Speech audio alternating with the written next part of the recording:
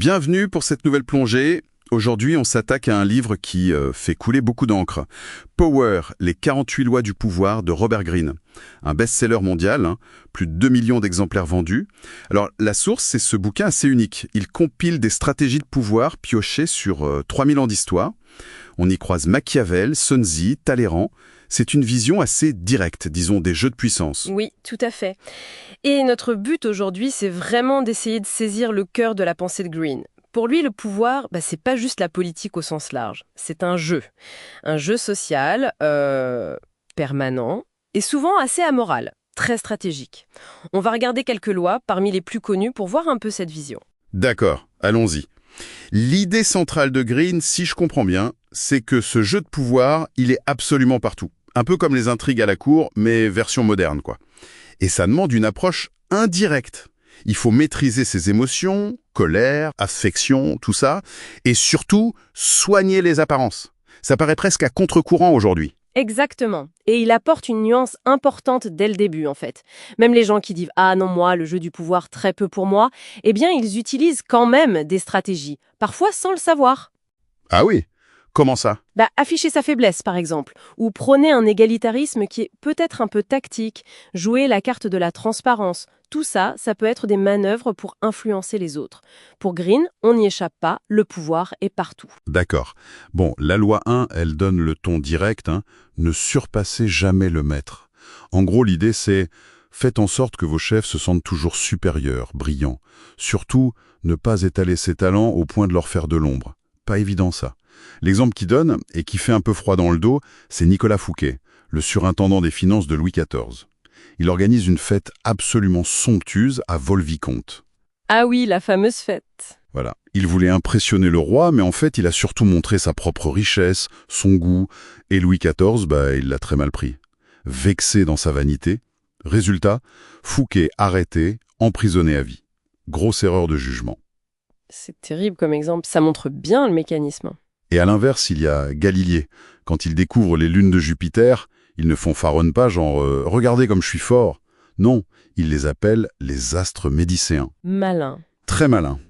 Il flatte ses mécènes, les Médicis, il associe leur nom à une découverte majeure, et hop, il obtient un poste, un salaire, la protection. Sans jamais menacer leur prestige à eux. C'est ça qui est intéressant avec cette loi, c'est vraiment cette focalisation sur la psychologie du pouvoir, sur la vanité. Comprendre et ménager l'ego du supérieur, ça peut être plus payant que de juste montrer qu'on est compétent. Il faut faire briller le maître, en fait. Passons à une autre loi encore plus déroutante peut-être. La loi 2. Ne vous fiez pas à vos amis, utilisez vos ennemis. Là, on est vraiment dans le contre-intuitif total. Ah oui, celle-là, elle choque souvent. Greene soutient que les amis, ils sont plus susceptibles de trahir, par envie, ou alors ils deviennent trop exigeants avec le temps. Alors qu'un ancien ennemi... Alors qu'un ancien ennemi qu'on rallie, lui, il peut être plus loyal parce qu'il a tout approuvé. Il part de plus loin. Ça me laisse... ça fait réfléchir. L'exemple tragique, c'est l'empereur byzantin Michel III. Il prend un ami, Basile, un simple palefrenier, il le couvre de faveurs, ils l'ont fait son bras droit. Et l'ami en question?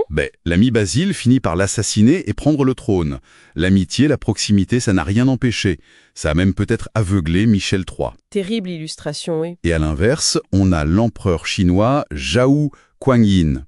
Lui, ses généraux amis, il les met à la retraite, gentiment, avec des cadeaux, mais il les écarte. Et plus fort encore, ses anciens ennemis vaincus, il les transforme en alliés fidèles. Comment il fait ça? Par une clémence très calculée, par de la générosité.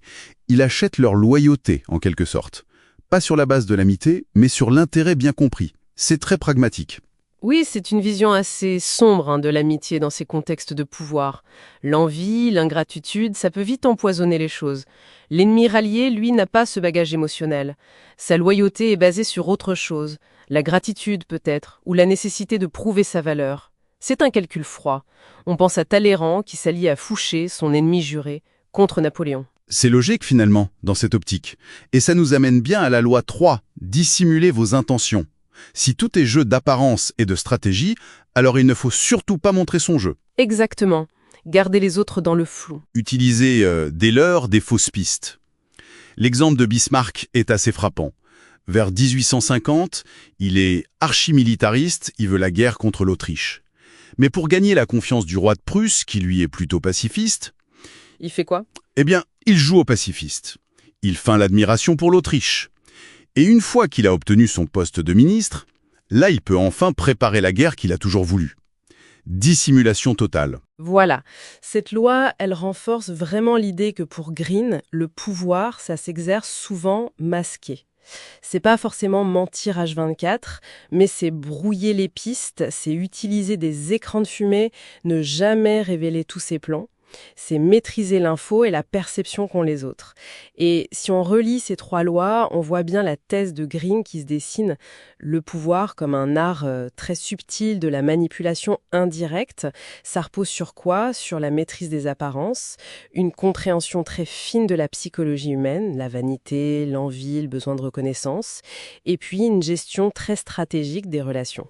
Donc pour résumer, Power dépeint le pouvoir non pas comme une force brute ou une autorité qu'on reçoit, mais vraiment comme un jeu. Un jeu stratégique, complexe et qui est souvent amoral, quoi. Les lois, c'est comme des observations tirées de l'histoire sur comment ce jeu se joue. Exactement. Et ça nous laisse avec une question pour finir, une pensée un peu provocatrice peut-être, sans forcément vouloir appliquer ces lois, parce que bon, éthiquement, ça pose question, c'est clair. Oui, c'est le moins qu'on puisse dire. Mais juste être conscient de ces mécanismes que Green décrit. Est-ce que ça ne pourrait pas changer notre façon de lire les interactions autour de nous, au travail ou même ailleurs?